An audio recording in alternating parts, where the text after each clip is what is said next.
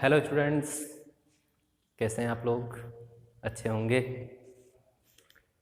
थोड़ा पढ़ाई लिखाई आप लोग करते रहिए, क्योंकि स्कूल वगैरह खुलने की संभावना तो अभी आपकी दिख नहीं रही है।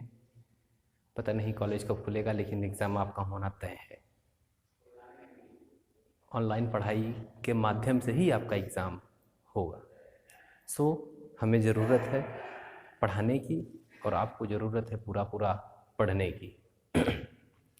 तो हम डिस्कस करते हैं। पिछली क्लास में पढ़े थे लेंस में रेखीय आवर्धन। लेंस में रेखीय आवर्धन के सूत्र को हम लोगों ने सिद्ध भी किया था अवतल लेंस में और उत्तल लेंस में। इसके बाद रेखीय आवर्धन के सूत्र को ही हमने आपको फोकस दूरी f और वस्तु की दूरी u या प्रतिबिंब की दूरी v के पदों में भी सिद्ध करके दिखाया था। इसके पश्चात लेंस की क्षमता, लेंस की पहचान कैसे की जाती है, लेंस का उपयोग क्या क्या होता है, लेंस में जो दूरियां प्रयोग की जाती हैं उसकी चिन्ह परिपाटी क्या होती है, इन सभी टॉपिकों के साथ लेंस का जो चैप्टर था वो कंप्लीट हो गया था।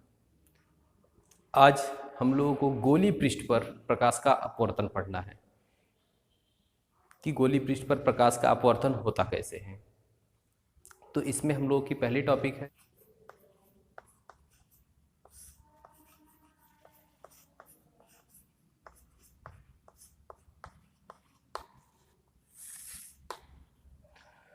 तो आज की पहली टॉपिक होगी अवतल गोलीय पृष्ठ पर अपवर्तन का सूत्र।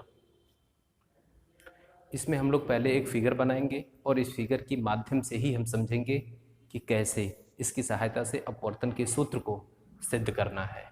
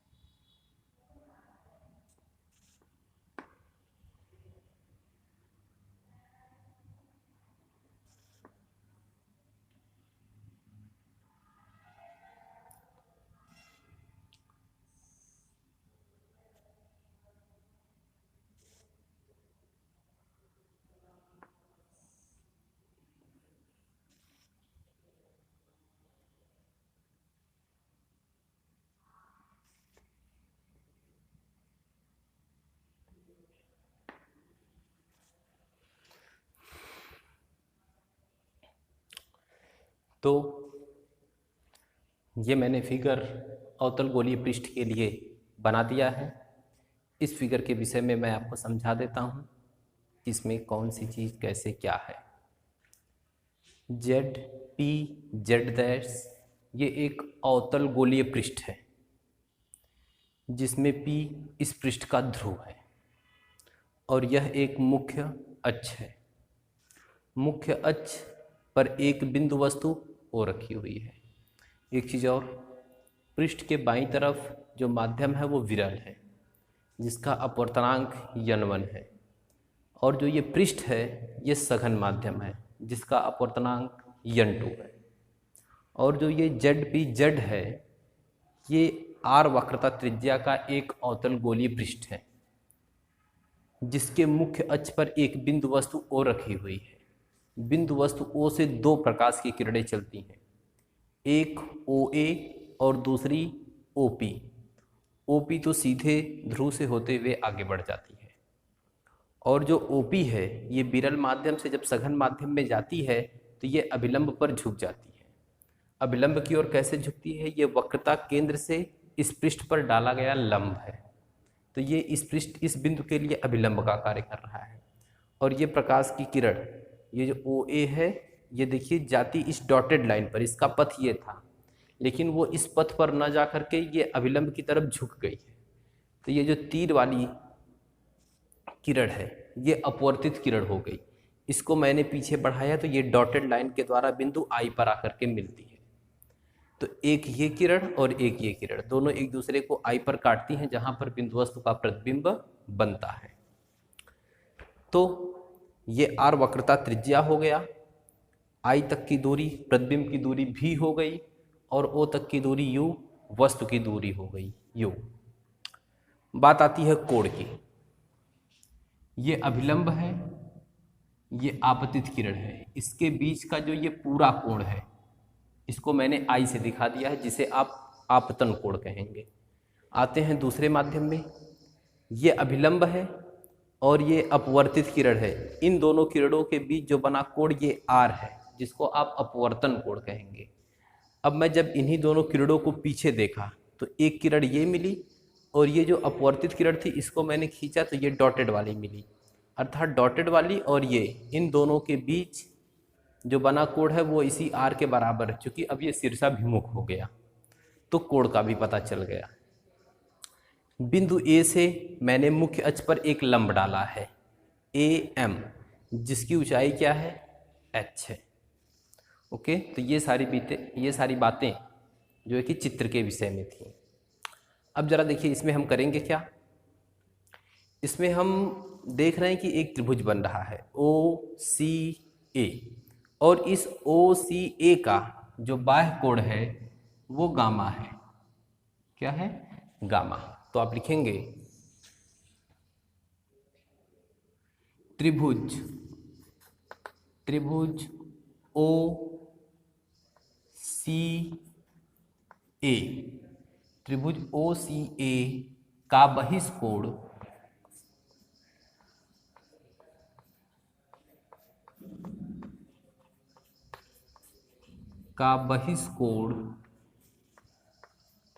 गामा है।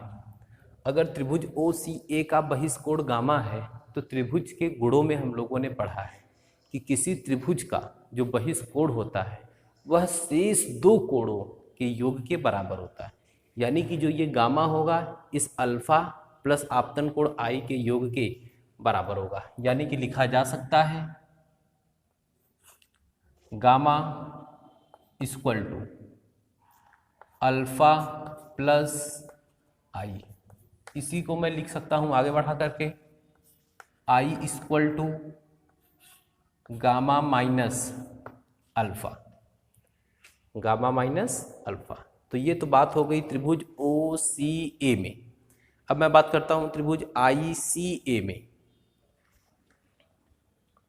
त्रिभुज ICA का बहिष्कोण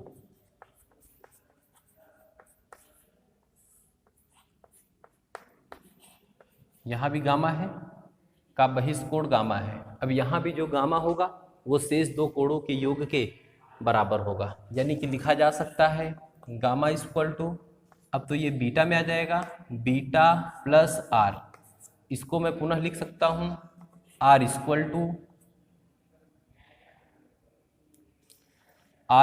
टू गामा माइनस बीटा।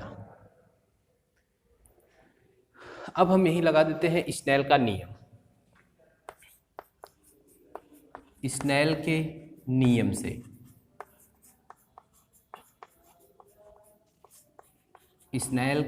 नियम से क्या जानते हैं हम लोग?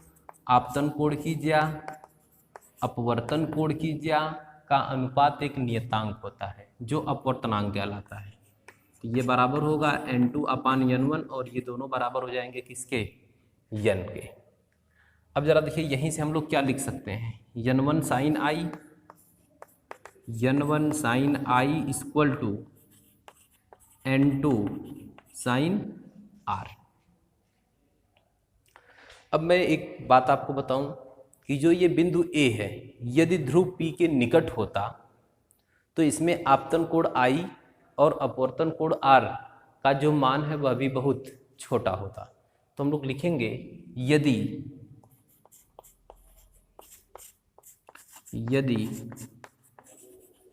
बिंदु A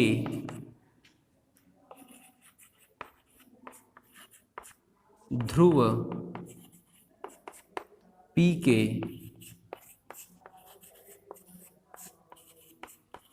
निकट होता तो I व R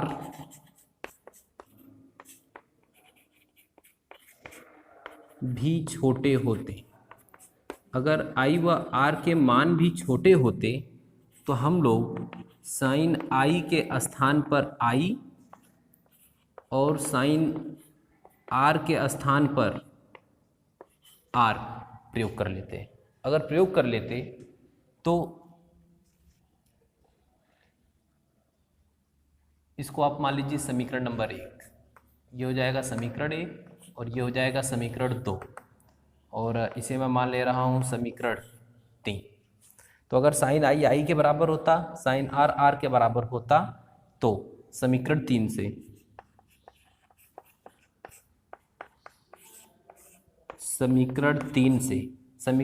क्या लिखते हैं हम लोग? n1 साइन आई के स्थान पर I, n1 I equal to n2 sine R के स्थान पर R, n2 R। अब हम करेंगे क्या कि इसी में n1 I equal to n2 R, अब हम इसमें समीकरण 1 और 2 से I व R के मान रख देंगे। आप लिखेंगे समीकरण 1 व 2 से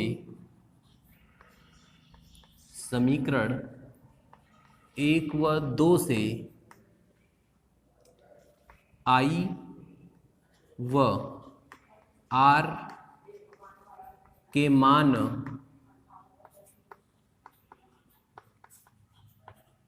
रखने पर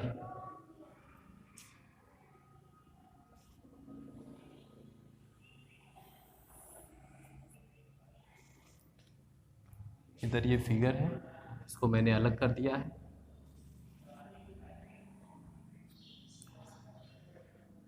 के मान रखने पर जब आप मान रखेंगे तो n1 I का मान क्या है? Gamma minus alpha equal to n2 R का मान क्या है? Gamma minus beta. आप मल्टीप्लाई वगैरह कर लीजिए, ये हो जाएगा n1 gamma minus n1 alpha equal to n2 gamma minus n2 beta. गामा को एक तरफ कर लेते हैं और अल्फा बीटा को एक तरफ। इधर ये निगेटिव है, इधर आएगा पॉजिटिव हो जाएगा, ये हो जाएगा n2 beta minus n1 alpha equal to n2 gamma minus, अब ये n1 गामा है, आगे जाएगा तो माइनस हो जाएगा n1 गामा। अगली लाइन में हम लोग लिखेंगे N2 beta minus N1 alpha. यहीं से मैं गामा को कॉमन कर लेता हूँ। जब मैं गामा को कॉमन करूँगा तो ये मिल जाएगा N2 माइनस N1, और इसी को मैं मान लेता हूँ समीकरण नंबर 4। अब देखिए ज़रा, अब मुझे ज़रूरत है अल्फ़ा बीटा व गामा के मान रखने की। तो हम लोग तो पहले से ही जान रहे हैं कि अगर जो ये गोली पृष्ठ है इसका द्वारक छोटा होता तो जो बिंदु ए था वो पी के निकट हो जाता। फिर से वही बात है इसमें कि गोली पृष्ठ का द्वारक छोटा है, तो इसमें अगर गोली पृष्ठ का जो द्वारक है वो छोटा है तो अल्फ़ा बीटा व गामा के मान भी छोटे होंगे। अगर अल्फ़ा बीटा गामा के मान छोटे हैं तो इनके स्थान पर tan alpha, tan beta, tan gamma प्रयोग किया जा सकता है। तो हम लिखेंगे इसमें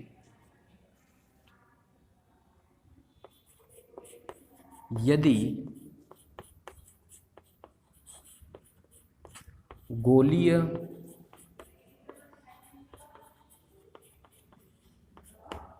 अवतल पृष्ठ का द्वारक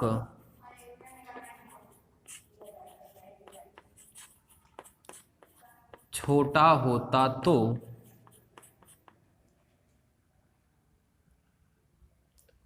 यदि गोली अवतल पृष्ठ का द्वारक छोटा होता तो अल्फा बीटा व गामा के मान भी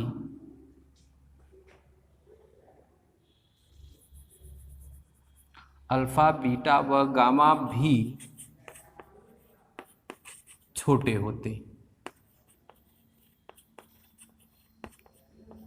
होते तो इनके स्थान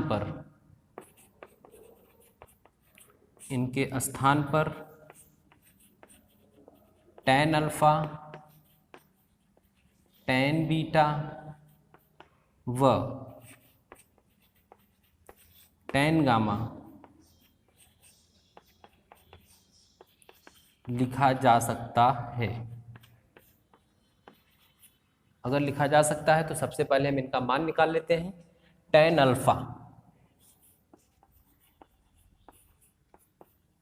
अल्फा इक्वल टू, अब जरा देखा जाए, अल्फा यहाँ है तो त्रिभुज ओ एम ए में हम देखें अगर, तो tan अल्फा इक्वल टू लिखा जा सकता है A M upon O M, A M upon O M. मैंने पहले से ही बताया है कि अगर छोटा होता तो जो ये बिंदु ए है वो पी के निकट होता। अगर पी के निकट होता तो इससे हम जब लंब डालते तो वो बिंदु पी पर ही आता, अर्थात जो ये ओ एम की डिस्टेंस है यह ओ पी के इक्वल हो जाती, अर्थात ओ एम के स्थान पर ओ पी लिखा जा सकता है। तो A M upon O P. अब जरा देखा जाए मान, ए एम का मान क्या है h, तो h अपान ओ पी का मान क्या है minus you, h upon minus you. ठीक उसी प्रकार अब tan बीटा के लिए लिखते हैं तो ये हो जाएगा tan beta equal to, tan beta के लिए भी आप देखेंगे तो A M upon I M, A M upon I M, पुनः ए एम अपान, जरा देखिए आई एम को हम लोग क्या लिख सकते हैं, फिर से वही बात, अगर ए पी के निकट होता तो जो ये आई एम है ये आई पी के बराबर हो जाता, अर्थात ए एम अपान आई पी। अब जरा देखिए आई पी का मान कितना होगा, आई पी का जो मान है वो भी है, तो इसको हम लोग लिख सकते हैं एच अपान माइनस भी। ये माइनस चिन्ह क्यों लगा रहा हूँ, माइनस चिन्ह इसलिए लग रहा है कि ये ध्रुव से बाईं तरफ है, इसलिए बाईं तरफ की जो दूरी होती है वो ऋणात्मक होती है। ये tan बीटा हो गया। tan गामा इक्वल टू, अब tan गामा की अगर बात होगी तो सी एम ए में, इसमें भी हम लोग लिख सकते हैं A M upon C M, A M upon C M, तो इसको हम लोग पुनः लिख सकते हैं A M upon C M को सी पी लिख सकते हैं, सी पी। अब ये सी पी क्या है, वक्रता त्रिज्या r है, अर्थात इसको हम लोग लिख सकते हैं h/-r। तो tan alpha, tan beta, tan gamma. एक चीज और मैं आपको बता दूं कि ये tan alpha, tan beta, tan gamma किसके स्थान पर लिखे गए हैं? ये सब लिखे गए हैं tan गामा गामा के स्थान पर है, अल्फा जो है tan अल्फा के स्थान पर है, और जो tan बीटा है वो बीटा के स्थान पर है। अब इसी में अल्फा, बीटा, गामा का मान ले चल के समीकरण 4 में रख देता हूँ। तो लिखेंगे अल्फा, बीटा व गामा के मान समीकरण 4 में रखने पर, अगर आप समीकरण 4 में रखेंगे तो n2 बीटा, बीटा की वैल्यू क्या है? h/-v, h/-v पुनः माइनस n1 अल्फा का मान h/-u, h/-u equal to gamma का मान है h/-r, h/-r into n2 minus n1। अब जरा देखिए, इधर भी h है, इसमें भी h है, इसमें भी h है, सब जगह से हम h को कॉमन करके काट सकते हैं। अगर जब h को आप कैंसिल कर देते हैं तो बचेगा क्या? बच जाएगा -n2/v। एक काम करते हैं कि माइनस भी कॉमन करके काट देते हैं, h के साथ साथ माइनस भी काट देते हैं।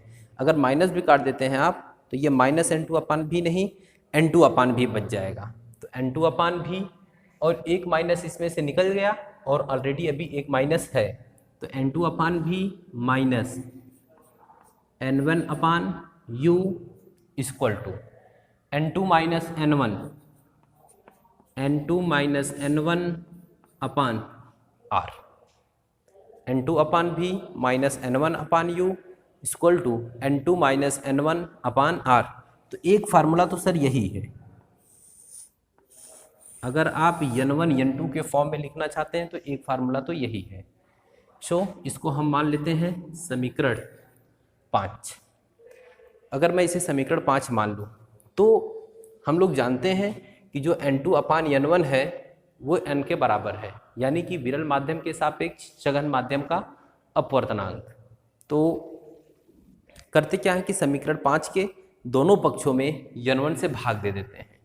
तो लिखेंगे यहाँ पर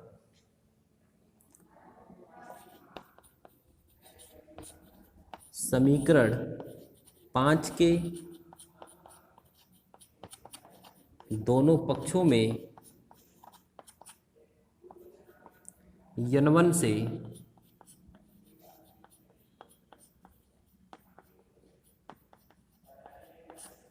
भाग देने पर, जब आप समीकरण 5 के दोनों पक्षों में n1 से भाग देंगे तो देखिए n2/n1 भी, n2/n1 भी minus n1/n1u equal to n2 minus n1 n1/n1r। अब देखिए इसको हम लोग लिख सकते हैं n2/n1/v minus n1/n1/u equal to n2/n1 minus n1/n1/r। n2/n1 Snell के नियम में देखिए n2/n1 का मान n है, अर्थात इसको हम लोग लिख सकते हैं n/v।